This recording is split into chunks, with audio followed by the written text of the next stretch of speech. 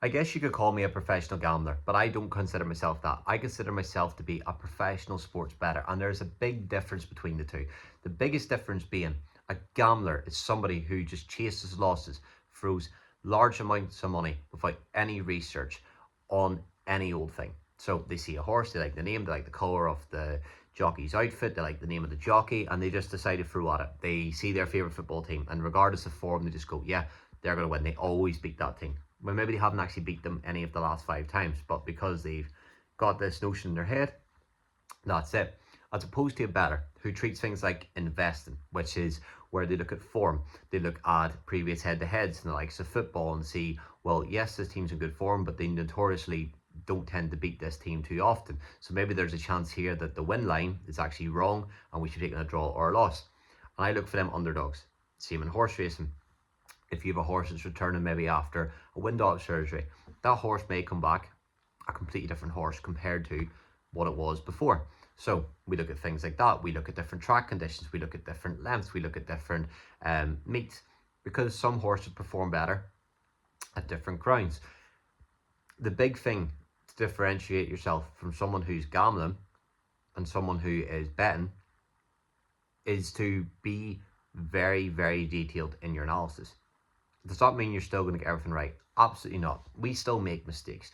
We still don't get every selection right. But the thing we focus on is value. We try and beat the SP when it comes to horse racing. So, like I said today, today's selection 11-2. Right now it is 11-4. So that means with £10 on, that means that our £10 we give us £55 return if it wins. Somebody puts £10 on now, they get £27.50. It's still not bad, but it's half the amount of profit. So that's what we try and do. We find value for our members and we provide that consistently. Whenever we look at things like football, most people always expect to be loads of goals because that's what they want. But we'll back the under markets a lot because there's edges there. A lot of people don't seem to look at this, but they're like, oh, there'll be loads of goals. Yeah, we have two teams that score a lot, but they don't maybe score a lot against each other.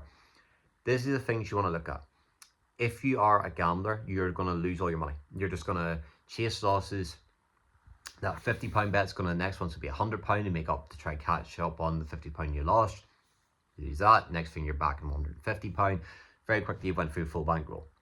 We take a smart approach, which is back 1 to 5% of your balance, depending on how confident you are in the information.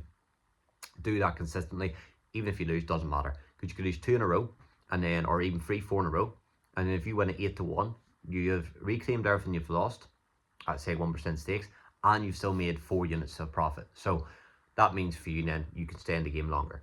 Investing goes up and down. You know, Tesla dropped massively in stocks. They will come back up. Now, this is the thing. Most people would go, oh, but they went down. You don't need to throw, need to go find the next big thing versus stay the course. If you want to make money from this long term, you can. We have done it. We have profited big time over the last few years. And the big thing for us has been having a consistent strategy, a consistent approach, and not using emotion. Use logic, do detailed analysis, and ultimately it will pay off.